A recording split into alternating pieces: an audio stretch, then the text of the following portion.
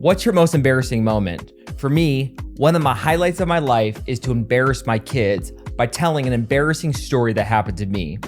This is the Unleash Your Purpose podcast. See, just a couple days ago, my wife and I actually picked up our oldest son from prison.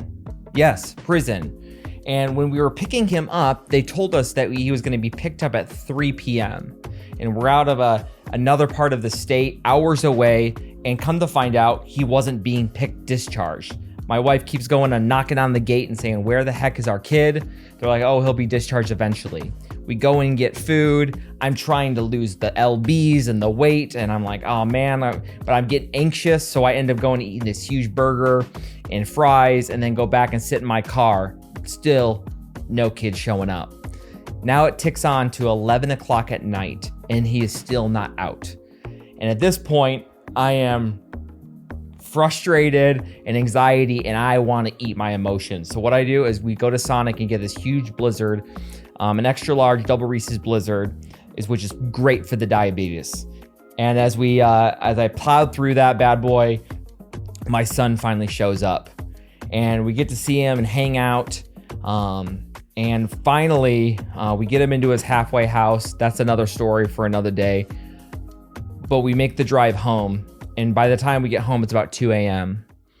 And that next morning, we have an early morning with all of our staff. We're doing an all-hands cleaning day, which is my favorite, right? So we meet all of our administrative staff at one of our group homes, and we're saying, hey, we're going to clean this house together. So we get to this house, and it's in a house that we shut down, and the AC is off.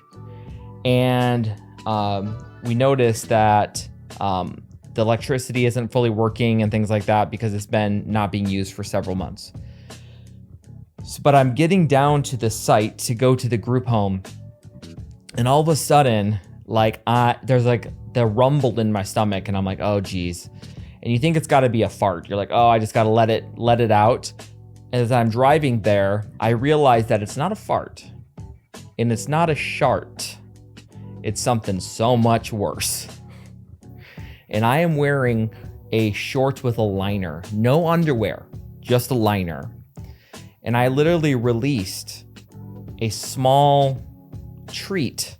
Like literally, I have a present in my shorts, and I am the CEO of a company meeting with all of my administration, and I got poopy pants. And I go to this house, and I immediately say, oh, I got to run to the restroom. And I go to the restroom to take care of business and clean up this mess.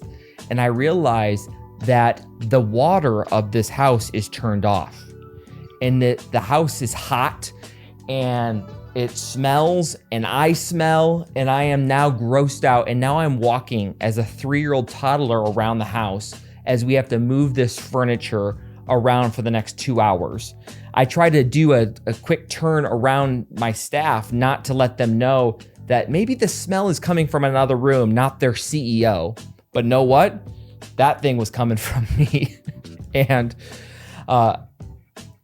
unloading that place for the next 2 hours was the most miserable 2 hours of my entire life. I could not wait to leave because there was no restroom, hot, and I had to rush to a QT to take care of business.